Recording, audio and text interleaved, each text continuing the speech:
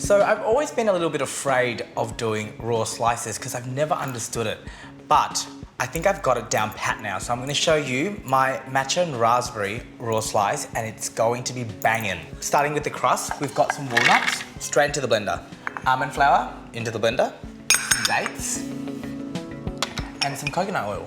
So the coconut oil and the dates are basically what's going to bind the crust together. The coconut oil sets at room temperature, so basically it holds everything together. Oh, almost forgot, pinch of salt. So that's all in there now. I'm just gonna give it a quick whiz. So you're looking for a cookie dough-like texture. So it's gonna be quite soft and quite malleable. Okay, that's looking gorgeous, I think. Let's have a quick see. Yep, so basically what you've got here is the texture is very, very wet, but it's still a little bit coarse, and it's ready to go into your baking tin.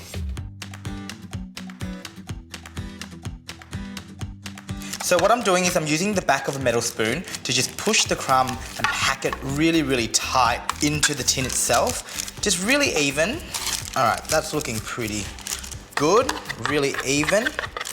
So let's move on to the actual filling.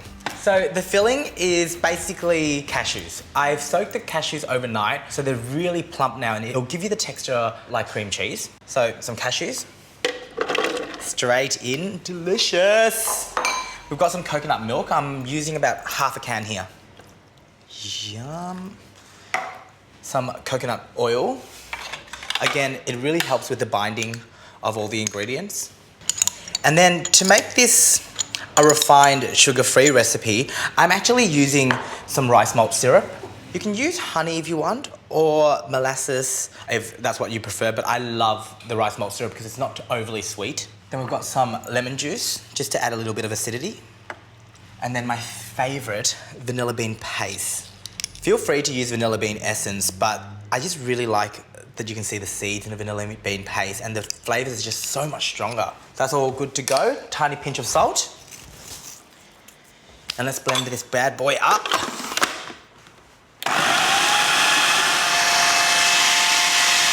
Okay, so that looks like it's done. If you want to have a quick look, it's all combined. It's still a little bit lumpy, but that's fine. It's not chunky anymore though.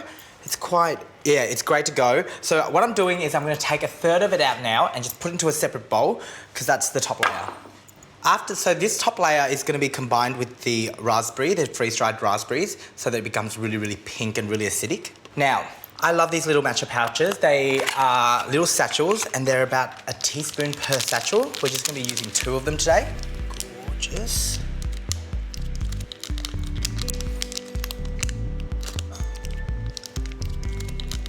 I love the earthy smell that comes out of matcha when you open the packet. It's so good.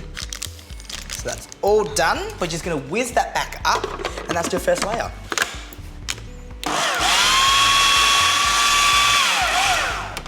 Awesome. All right. So that's all combined now. Now the first layer of the cashew and matcha cream goes in. Straight into the tin. I love the color that matcha provides to this dish. It looks really, really nice when it contrasts with the dried raspberry color. Yum. Smells so earthy. Matcha is basically just green tea leaves that's been ground up really, really, really fine.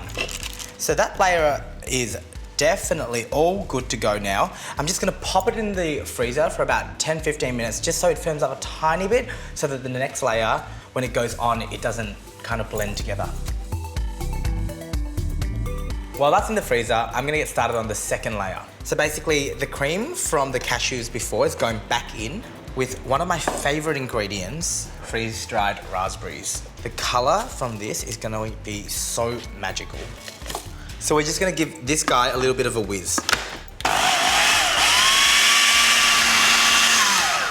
So that's looking really beautiful now. You're getting all of the little specks of raspberry still showing through. The color difference between this and the next one's gonna look divine. So it's time to grab that back out of the freezer and put the second layer on top.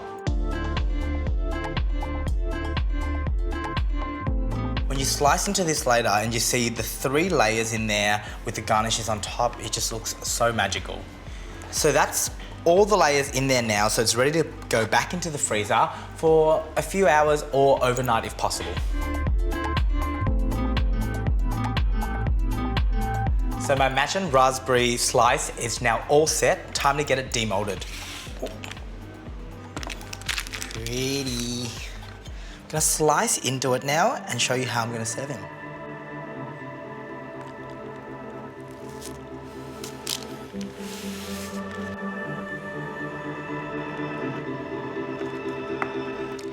Yum.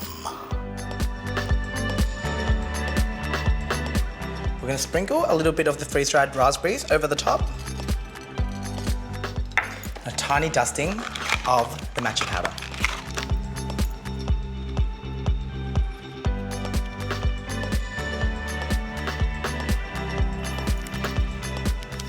And there we have my raspberry and matcha raw slice.